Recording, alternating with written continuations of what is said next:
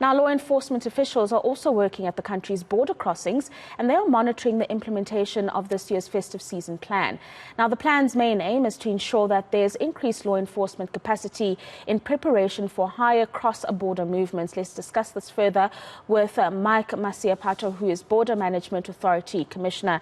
Thank you very much for joining us this evening, Commissioner. And it's a tough task that you have ahead of you, in that South Africa is known for her porous borders and her inability to deal with the porous borders as efficiently as we could as a country. Tell us a little bit about the plan that you'll be initiating this festive season and whether you're confident it's going to work.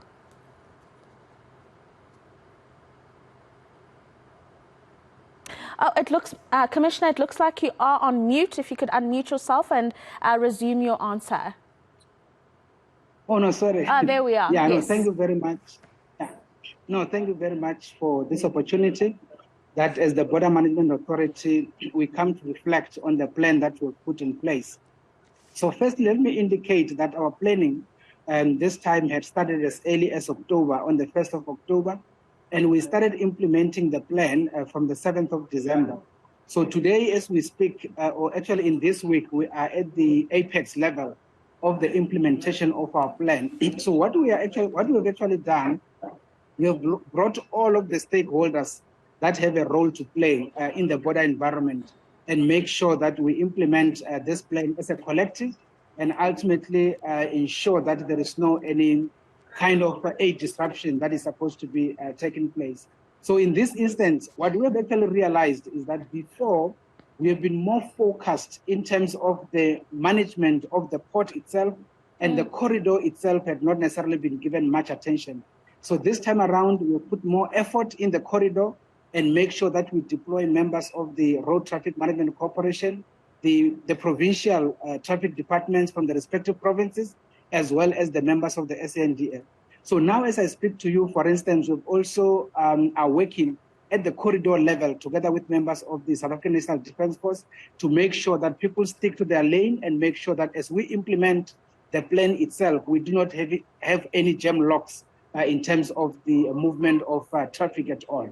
And that's important, the constant or steady movement of goods coming in and out of South Africa. But what are some of the other big issues that you grapple with, Commissioner? And I ask this because I'm thinking about contraband that may come into the country, illegal people that may come into the country, and other criminal elements that may find themselves entering the borders. What are some of the big issues that really concern you and that you're really hoping this plan will completely, if not completely, but alleviate to some degree? Yeah, so you see, now we are dealing with the exit, or we are implementing the exit part of the plan, fairly meaning that we are managing the movement of people from outside of South Africa into our neighboring states. So the most busiest parts in this instance will be Beitbridge, Lubombo, Maseru Bridge in particular. So in that instance, most of the issues that we have to be dealing with now, we have instances where, for example, individuals had overstayed, in South Africa, and on that basis, they try to avoid going into the port itself and try to exit the country through the borderline. So in that instance, we do have members of the SANDF manning those parts of the borderline to make sure that those individuals get intercepted and then they are brought into the port so that they can be processed by the immigration officers, particularly in terms of taking their fingerprint and make sure that they've not been doing any criminal activities in the country. And after we have done that, we definitely allow them to then exit the country. But in terms of the entry, the biggest challenges we deal with, obviously, if you look at Beitbridge, for instance, is the coming through of illicit cigarettes, for example. But we continue to work with the SANDF and intercept some of those. In terms of, for example, Libombo, we have a challenge of the entry of your firearms and all of those, including other kind of narcotics.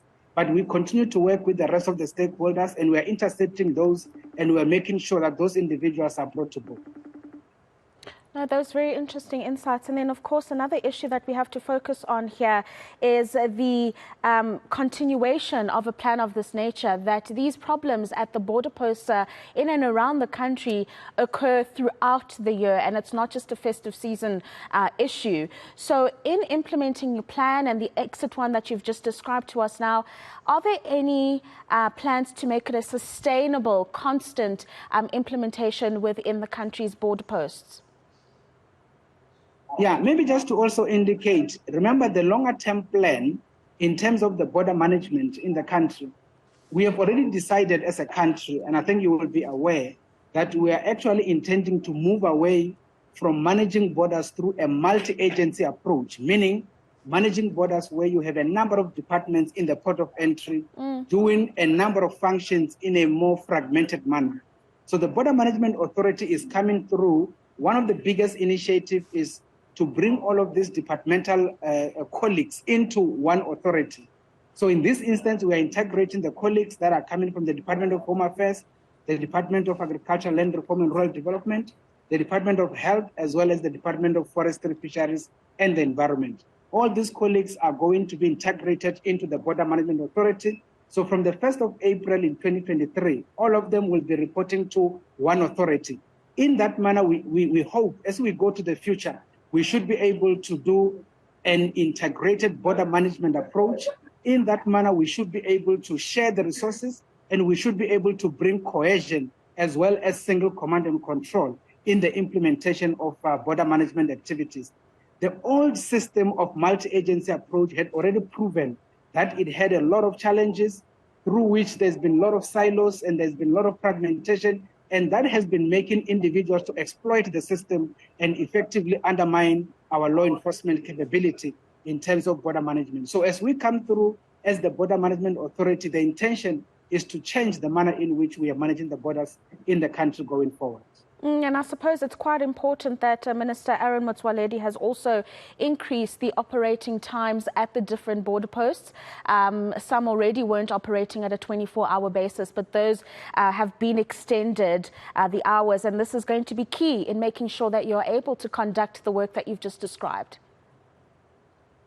Yeah, so indeed, as we get into the festive season period, we always identify those critical ports across the country, which would not necessarily under normal circumstances functioning over a 24-hour period. And then we send a request to the minister to approve that we are able to then operate on a 24-hour basis. What we also do additional to that, we request the respective departments to actually send additional personnel into the port so that we are able to increase capacity when we then have to be handling the numbers of people in this very busy period. So most of our commercial ports as we speak, we have actually requested those that are not on 24-hour basis, we have requested that approval and it has been granted. And as we speak, we have capacity to be able to manage all of the people. So in terms of the process itself, we are now doing the exit part of the plan. Next week, we'll also continue as people exit for the new year. But from the 2nd of January in 2023, we will now start managing the return phase of the plan. And that is going to run until the 12th of January next year. And then from there, we will start scaling down as the operations will be going back to normal. But under normal circumstances, most of the issues that we put on the table will not necessarily be disbanded. From a planning point of view, we'll continue to implement those accordingly.